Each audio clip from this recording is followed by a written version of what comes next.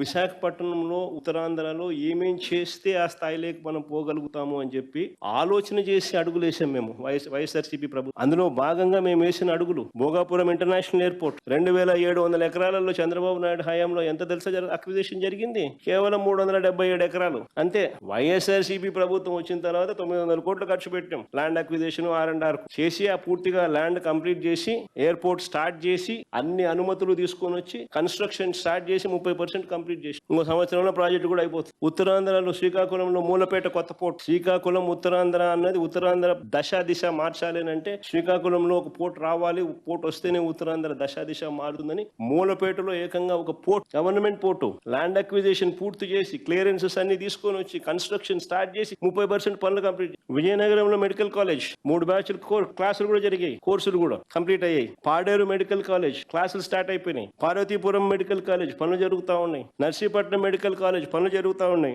ఉద్దానంలో kidney research centre 100 కోట్ల రూపాయలతో kidney research centre building. ఉద్దానంలో 600 కోట్ల రూపాయలు ఖర్చు చేసి హిరమండలం నుంచి సర్ఫేస్ వాటర్ తీసుకొచ్చి డయాలసిస్ పేషెంట్లకు పర్మనెంట్ సొల్యూషన్ చూపి కార్యక్రమానికి పూర్తి చేసినాం. పనులు స్టార్ట్ చేయడమే కాదు పూర్తి చేసినాం 600 కోట్ల ప్రాజెక్ట్. విద్య, వైద్యం, వ్యవసాయంలో అనూహ్య మార్పులు తీసుకొచ్చి గ్రామాలలో సేవలు గడప వద్దకు తీసుకొచ్చాం. ట్రాన్స్పరెంట్ గా చేయలేము అని అనుకునే పరిస్థితుల్లో నుంచి గవర్నమెంట్ సేవలు ట్రాన్స్పరెంట్ గా లంచాలు లేకుండా ఇవ్వగలుగుతామని చెప్పి ప్రూవ్ చేసి అన్ని గొప్ప రిఫార్మ్స్ తీసుకొచ్చినాం. చాలా ఈ రోజు నిజంగా సంతోషపడతా ఉన్నాం, గర్వంగా. 3 ఏళ్లలో ఎవడు చేయలేని గొప్ప కార్యక్రమాలు కూడా దేవుడి దయ వల్ల చేయగలిగి. అందుకే ఈ రోజు కూడా ఇక్కడి చిరునవ్వుతోనే మా వాళ్ళు ఏ గడపకైనా పోగలుగు, ఇక్కడి చిరునవ్వుతోనే పోగలుగుతున్నాం. మా వాళ్ళు మేము చేసిన ఉమెన్ ఎంపవర్మెంట్ అయితేనేమి, మేము చేసిన రిఫార్మ్స్ అయితే అన్ని మాకు శ్రీరామ రక్షక. ఈ రోజు ప్రజలు గొప్పగా మమ్మల్ని రిసీవ్ చేసుకునే పరిస్థితి, ఈ రోజు గొప్పగా మేము పరిపాలన చేయగలిగినాము కూడా చెప్పగలుగుతా ఉన్నాం.